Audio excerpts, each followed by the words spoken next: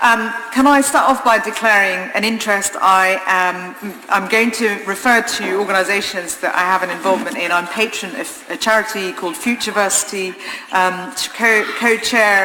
co-founder and chair of the Uprising Leadership Charity and co-founder of the 1 Million Mentors Initiative.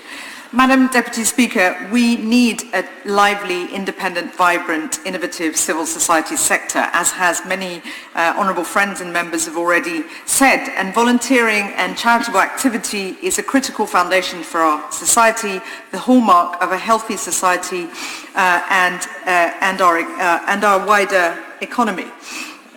And it needs to be underpinned by government funding and philanthropic funding, as well as donations encouraged by incentives such as things like gift aid, which was introduced by the last Labour government. And I hope this government will look at other imaginative ways to encourage that.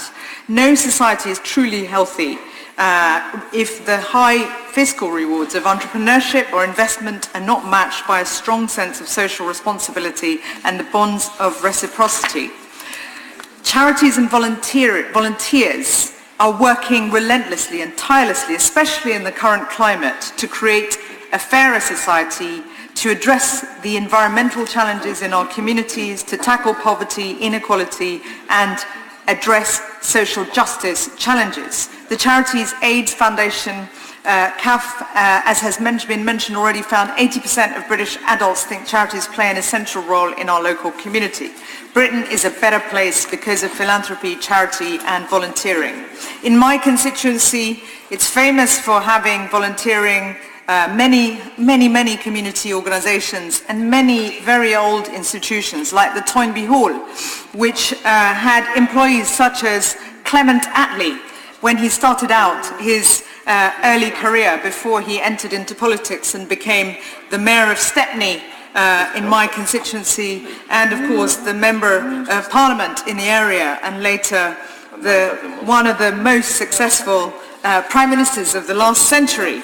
We have a great heritage in the East End of London of charitable activity, entrepreneurship, and that has continued. Charities like the London Air Ambulance is based in my constituency. Many people don't realise it's a charity working to serve people across our capital. Charities like the Osmani Trust, the Attlee Foundation, the Young Foundation, City Gateway, the Muslim Aid, and many others. So the ones that I'm not mentioning will be offended, but there are hundreds of them, so I won't be able to.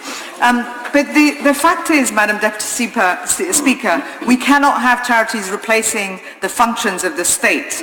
It must be complementary what they do to enrich our society, not be there to put plasters on the wound inflicted by the government. This week, the Secretary of State for Work and Pensions finally admitted that the government's universal credit policy has led to increase in food banks. We know that they do amazing work, but in a civilized society, they shouldn't have to do that work. Their investment could be invested elsewhere if the government addressed those issues. That is why the government needs to support charities, but not expect them to substitute what the public services should be doing.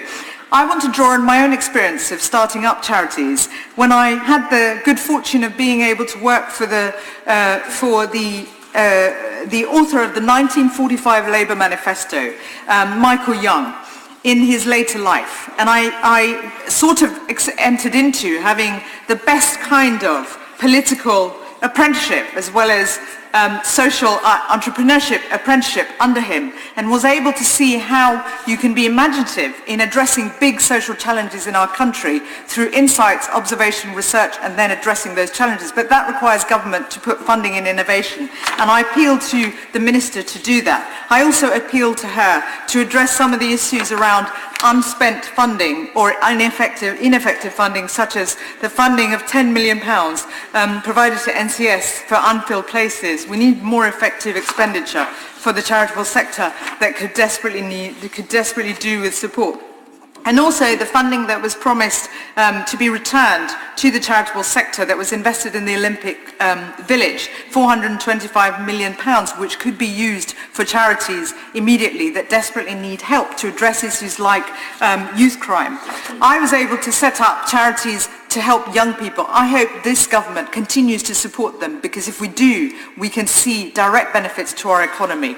I'm grateful for this debate, and I hope the government continues to invest in this very important sector.